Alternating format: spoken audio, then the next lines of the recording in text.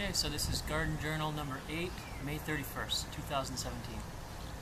This week I'm going to be showing how I plant my beets and how I thin my kale patch, self-determined, blown on the wind kale patches, down to being able to grow healthy adults. I'm going to delay putting my slideshow of garden flowers and talking about delphiniums and other flowers until next time, and this time just focus on updates on the crops. That's about it. Okay, so to start, I took the pitchfork and I loosened up the dirt yesterday. And then now, after I let it sit, I like to go through and make the individual rows, reaching in with my hand to loosen down to about 4 inches, break up any clumps, take out any clay and stuff, get it nice and loose so those beets can grow well.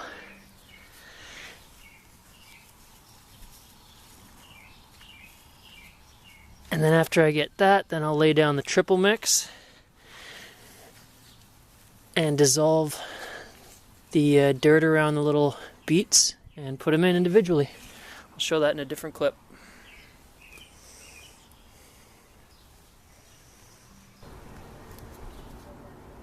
Okay, so what I did for this beet patch is, first of all, I went through and loosened up the big chunks with a pitchfork and removed any rocks or any stuff that rose to the surface. Then I went through with my bare hands and broke up any clumps of soil, took out any smaller debris, rocks, twigs, and any earthworms that got caught in my activities, and transplanted them over to the compost pile. And then after I got those rows established, I put down a line of triple mix. That'll be a nice enrichment and soil warmer for the young beets. And then now I'm going to start dissolving them in the water and getting them ready to plant.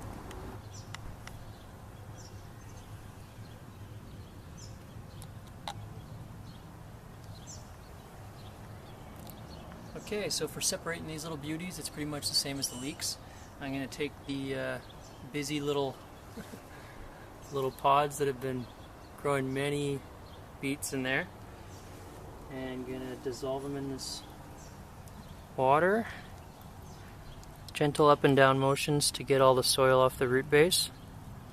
And then after a while I'll grab a group of about, a couple on each side so that I can have some leverage to get the roots apart. And slowly but surely you encourage them to let go of each other, like so. And then I'll leave those ones there and separate the individuals. And there we go, I've got 2 beets ready to plant. Triple mix so it's nice and moist for those roots that are going to be planting in there. Look at that. Nice and moist. And then I'll go along with my finger and put in a hole. Now I'm going to put, because these roots are overdeveloped for their little pods, I'm putting one like 2.5, almost 3 inches deep, and I'll separate them by 2 to 3 inches. Might have to thin them in the end, but it's better to harvest young beets that need that much space than massive ones. They get kind of woody texture in the flesh and not as sweet. But I do leave a few to get massive because I can keep harvesting leaves, and when you put them in borscht, it doesn't matter anyways. So much other stuff, you don't taste any harsh textures or stuff. Okay, now we'll plant them. So I got the separated little beets here. Now my trick is, if the roots are trying to get on the sides, I give them a little twist and they kind of sink in. And I'm going to leave that on the side, and then I'll come back after with a bit of loose triple mix to give them support on the side. Well, this one's got tons of roots. It needs more of a hole.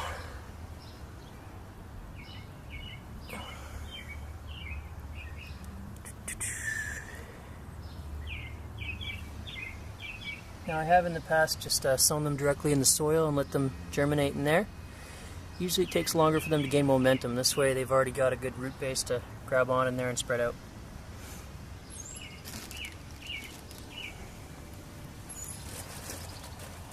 Okay, now I would add a little bit of triple mix around each one. Grab them by the leaf very gently and just support them around until they're standing up nice and firm on all sides. And then I'll water them in and they're good to go. And that's it. That's how I plant my beet patch.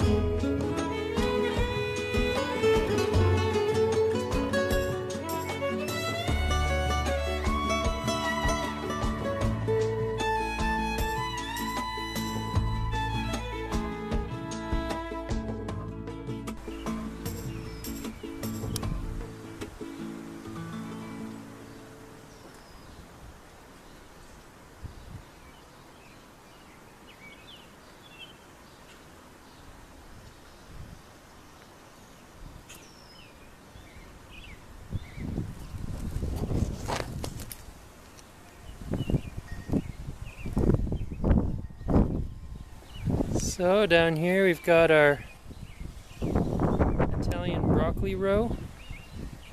Doing good so far. Oh, don't think I can focus on that. Here we've got kale that survived the winter. And then a kale patch that propagated itself. Also blurry. Oh well. Over here, the French lilac, which is doing very well this year. And I can't focus on anything in the video. So I'll just stop it for now.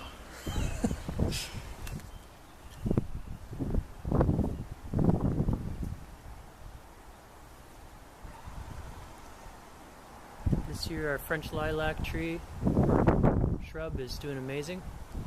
It's got a lovely fragrance, very healthy foliage and flowers, making the pollinating guys really happy.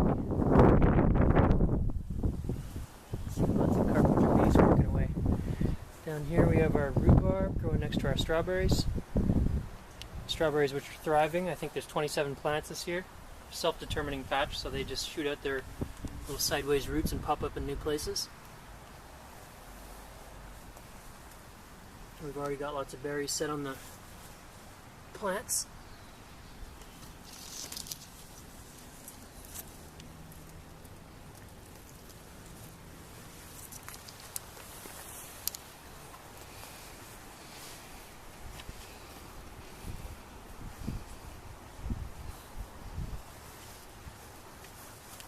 And then over here we have one of our self-determined chamomile plants, which they are really vigorous in how they set their seeds.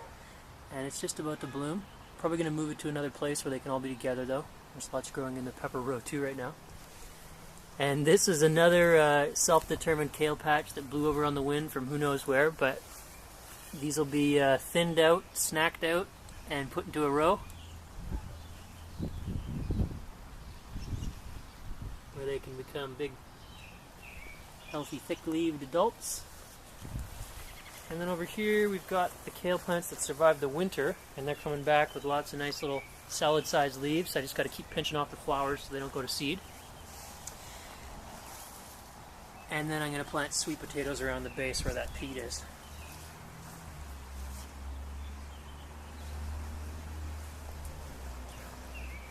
And in the next row we've got cucumbers on the end. Going to build a trellis for that soon, I'll show that. And then Italian broccoli, which grows in that really cool fractal pattern.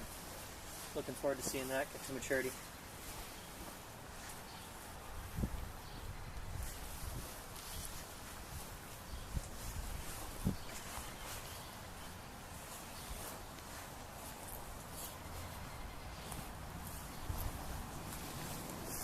There's our baby cucumber, the straight 8. It's an heirloom kind of salad or sandwich cucumber. Been saving seeds for about 3 years now. It's getting pretty resistant to powdery mildew, which used to be a problem for it at the beginning. Give it a rich soil, put microrrhizia inoculated in the roots, and it starts to build its own resistance. Don't even need fungicide.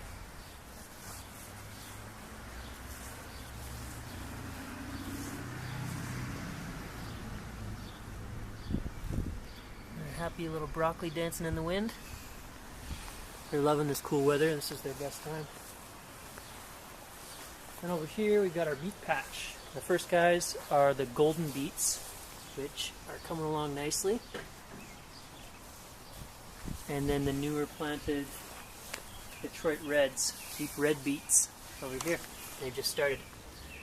And then I put a couple snap peas along the side of the deck behind them, because they can grab onto the wood easily and climb up.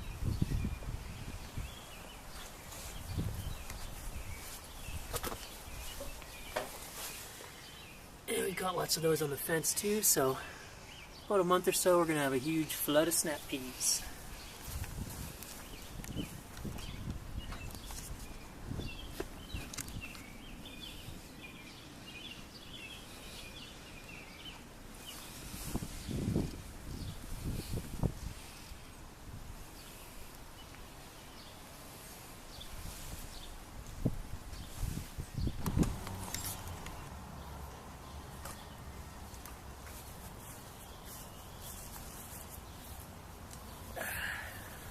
Okay, so because these kale produce so prolifically and self-propagate, I just let them do their thing, and then when they come up in the spring and get to about this size, a couple inches in diameter across the leaves, then I thin them.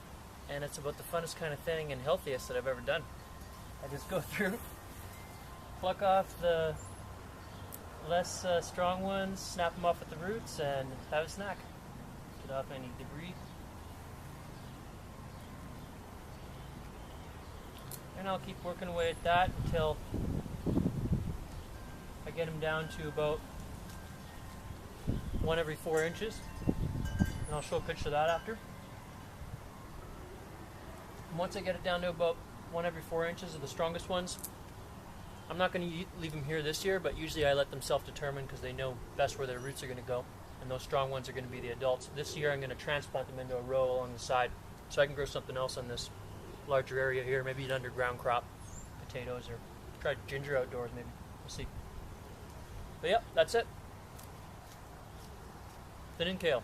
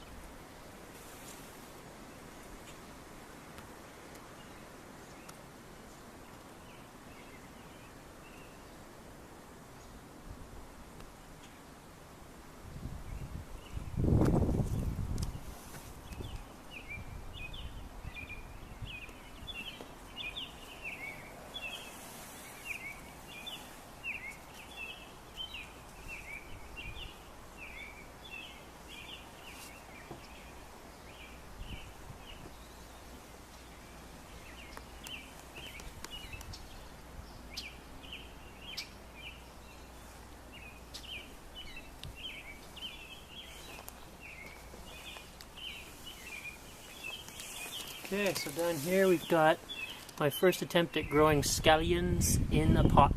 So I used some homemade compost and peat, a little bit of vermiculite, and we're going to see how that goes. Then over beside them we've got broccoli in a pot. These guys are supposed to be good for pots. They grow in a compact. They're the Italian ones. And then we've got our star ghost pepper plant. It's already starting to set some flowers. I use a nice little sprinkle of hardwood ash, some kelp meal, and normal potting mix, and they love that.